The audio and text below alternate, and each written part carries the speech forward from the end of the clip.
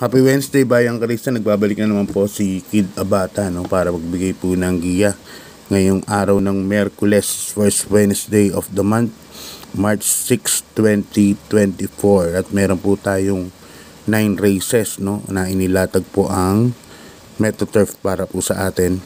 Mag-start po ang karera sa ganap na alas 4:30 ng hapon, 4:30 po ng hapon. Dahil nga po siyam ang karera natin. Meron po tayong dalawang winner take all at dalawang pick 5, isang pick 6 and isang pick 4. So yun, kumusta na po yung pangangarera nyo last Sunday? At yun nga, yung harap ng programa, puro Llamado po, Sky Lover, Karing Melody, at saka yung Havana una na pagdating sa likod, French Leather, no? Nabigla po tayo dun at super dihado po. At congrats po sa connection kay Boss Art Aquino, yung may-ari na yan, yung horse owner na yan, si Boss Art. Pag nakita nyo programa sa sa amin talaga sa Rota, kung sa tingin nyo may panalo, lagi pong labas siyang connection yan, si Boss Art Aquino, no? Yung may-ari na yan. So yan po. Tapos puro Llamado ulit, Eye in the Sky. Tapos yung numero 2 na naman, Baba Boom. Yun, puro Llamado. At saka yung dos na si Walo, no? By Sandy Javier. Last race lang po medyo lihado ng konting, number 10 na si Sabaw Wani. Yun. Anyway, yun po mga nagaganapan last Sunday. Tapos si Lake Balin sa Sayaw na tinalo ni Spolarium. Tapos si segundo po na si Under Pressure. Si Lake Balin sa Sayaw po galing po talaga sa bakasyon, no? Parang may issue po talaga. At makikita nyo naman po sa ng kabayo, sa form ng kabayo, hindi po ganun talaga baka mga ilang takbo pa baka bumalik na po ang buti ni Lake Balinsasayaw. Pero nung yung tinakbo niya nakaraan, wala pa po sa 100% na condition. So siguro unti-unti baka bumalik din po ang inam nun.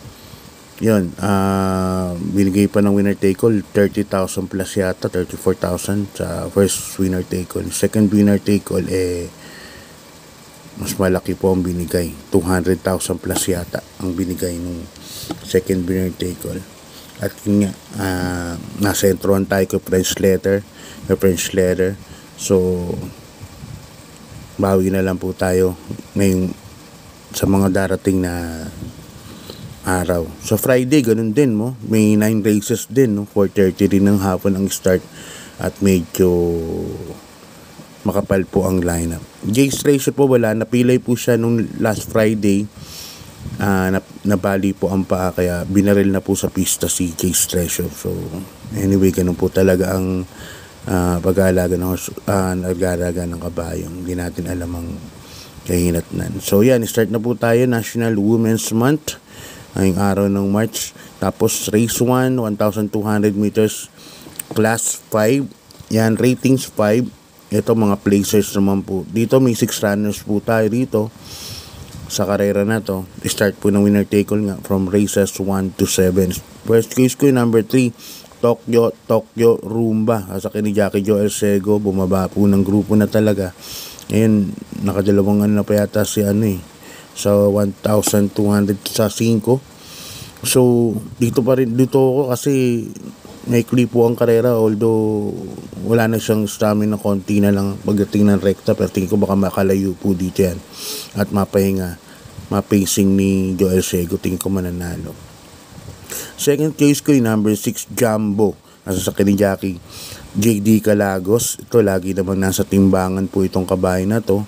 Alam natin yung connections nito, lagi din po labas yan. So ang second choice ko, number 6, Jumbo. Isang mabilis na kabayo, pwede rin po sumunod. Hindi naman siya mauna kay Tokyo Rumba, pero pwede niyang sundan kaagad si Tokyo Rumba. Kaya dito, number 3, Tokyo Rumba, number 6, Jumbo para sa first race ngayong araw ng Miyerkules. Lipat na po tayo sa race number 2, Bayang Karerista, class 5, 6 points to 10 points split group. Dito may 6 runners po tayo. Yan, ang distance po natin 1,200 meters. First case ko, number 5, fourth rest, nasasakyan ni Jackie Pabs Cabalejo. Yan ang first case ko po dyan. At tingin ko mauuna po itong kabayo na to dito. At ma-pacing lang din ni Pabs to. Alam niyo naman si Pabs, napaka bilis sa starting gate nito. Napakain na magpasalida. So, dyan po ako as first choice, number 5, Fortress. Second choice ko, number 6, Sheltex Magic. Sa kay ni Ray M. Adona. Although nakaraan, hindi siya natimbang kilala ba Walker. Pero sa tingin ko, napaaga po ng bitaw, no? Si Ray M. Adona nun. Kasi nga, sino ba bandera, no? Basta hinabol niya po kaagad eh. So, yun. Ang second case ko, number 6, Sheltex Magic. Huling pasok pa po sa starting gate yan. Baka makabelo po kaagad, makapeso po kaagad yan kay Fortress. Malaki na din po ang panalo. Dito sa race number 2, dalawa po ang pili ko. Number 5, Fortress. Yan. Second choice ko, number 6, Sheltex Magic. Good luck po. Lipat na po tayo sa race number 3, bayang karerista. Umpisa ng winner take all. Second winner take all from races 3 to 9. Another class 5, 6 points to 10 points split group. Dito may 7 runners lang po tayo. First case ko, number 2, My Diamond. Nagbabalik na si My Diamond. Actually, napahinga po itong kabayo na to. Asa kini si Aspare Jr. Ito kasi makakaagapay ko po kaagad sa bandera, no? So, yan ang first choice ko, number 2, My Diamond. Second choice ko, number 1, Keep the Jade. Asa kini Jackie BJ Guerra. Ito, bumaba po ng grupo po ito. At galing sa mataas na grupo. Sa maiden, magaganda na rin po ang tinatakbo nitong kabayo na to. At alam ko medyo may bilis din to, no? Kaya sa tingin ko baka nga ito ang bandera dito. Or makasunod kay Smiling Lady at saka kay Alak Bambum. Kaya ng second choice ko, number 1, Keep the Jade. Kaya dito sa race number 3, dalawa po ang pili ko. Number 2, My Diamond. At second choice ko, number 1, Keep the Jade. Nasasakyan ni Jackie BJ Guerra. Okay, lipat na po tayo sa race number 4. Bayang karerista, another class 5. 5 points split. Yan, mga placers po. Dito may 7 runners po tayo. 1,200 meters lang po ang karera. First case ko, Pretty. Asa kini Jackie Allison Pabilik. Sa tingin ko, ito mauuna po dito, no? Number 5, Pretty. Naglaban na po ito. Pretty at saka Sinag. Pero iniwan lang katakot-takot ni Pretty sa unahan to. So, mapacing na ni Allison Pabilik po ito.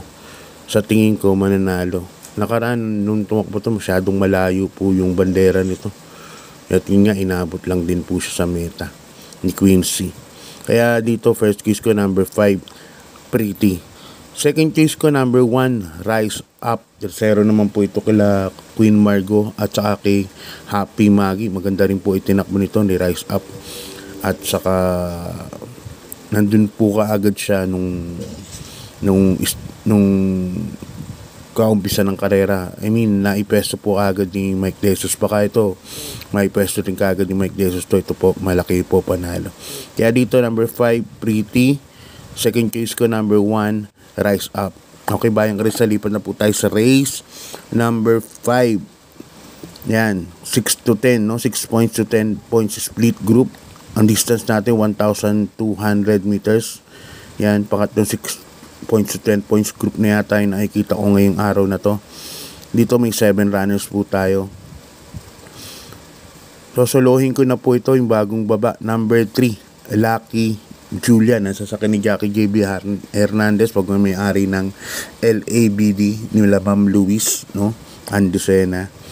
Sumobra po baba na number 3, Lucky Julian. Ang nakaraan po, alam ko tumakbo kila kila Distant Thunder. Nandun yan. Mga panlima pang aning.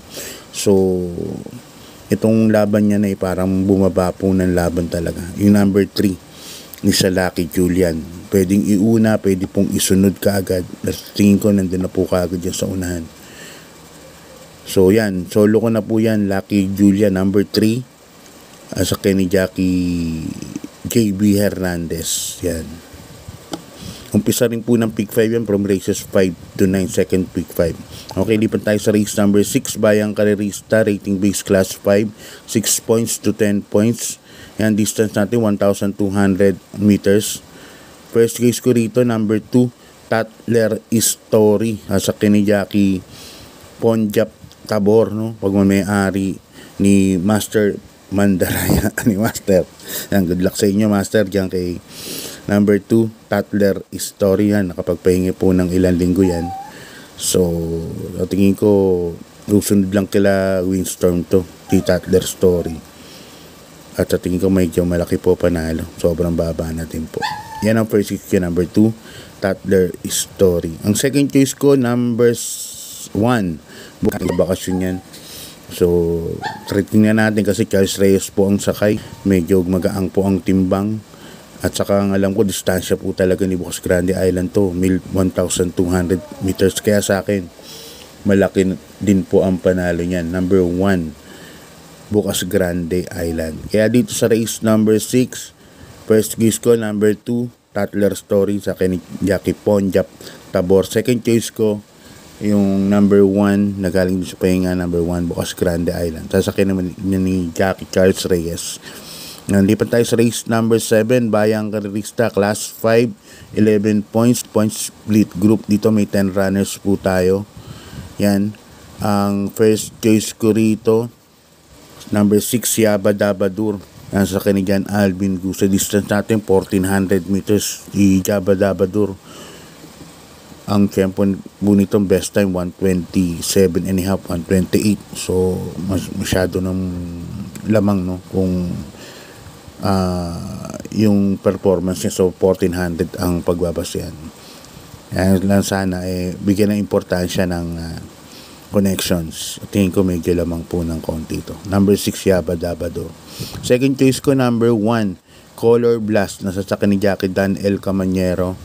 Ang boss position niya, numero 1. Baka maipesto din po kagad ni Dan El Camanyero to. Nung last 2 runs niya, medyo magaganda na po ang kinikilig niyang kabahay na yan.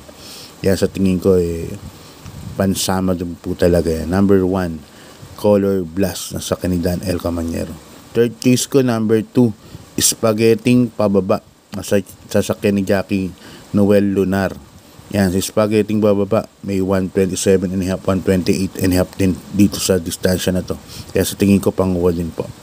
Kaya dito, 6-1 to ko para sa race number 7.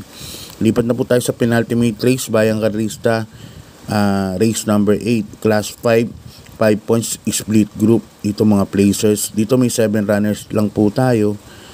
At ang first case ko rito, number 2, Signature Move, sa kini Jackie JC De La Cruz siya, minus 3 kilograms. JC De La Cruz nagpanalo nung Sabado at saka Linggo, puro dihado pa. Kaya itong batang to, napakalakas ang loob, mainam din dumiskarte. Kaya yan ang first choice ko, number 2, Signature Move, sa kini Jackie Tanggol De La Cruz. Second choice ko, number 6, Successful Affair, sa kini Jackie MR Elios. Yan, minus 3 kilograms din.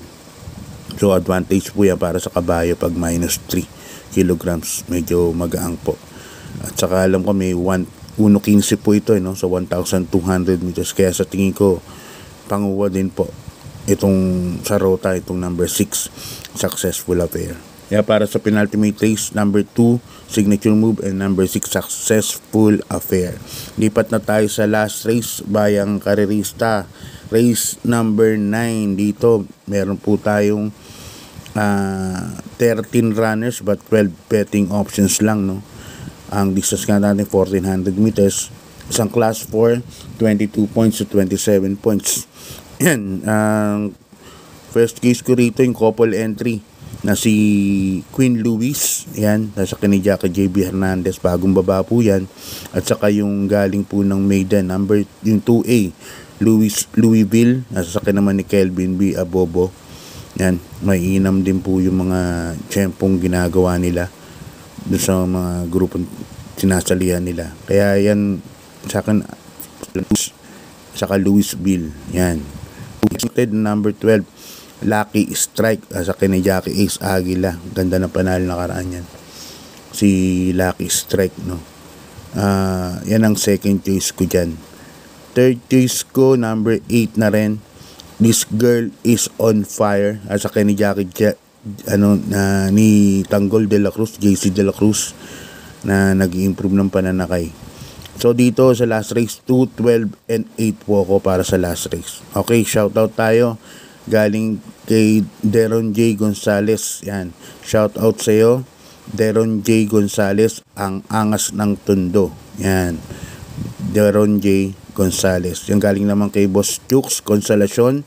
Shoutout sa Batang Ace Santos ng Barangay Tejeros. Alam ko Makati to, no? Yan. Shoutout sa iyo, Chooks Concepcion, mga Batang Ace Santos ng Barangay Tejeros. So yan, ganyan dito na lang, Bayang Karerista. So sa mga luhaan last Sunday, sana makabawi po tayo ngayong araw ng Miyerkules, no? Okay, sa tingin ko medyo yung ibang karera medyo mahirap. So bignan lang natin din. Sana matapat yung mga pili natin. Lagyan naman ng karera, tapatan lang. Hindi naman natin kailangan pag mayabang yan. Kung magaling o hindi. Kung hindi siya itinuro yung mananalo, wala din po talaga. So, yan Bayang Karista, maraming salamat sa suporta sa mga vloggers natin. Thank you very much. God bless and good luck po. Maraming pong salamat.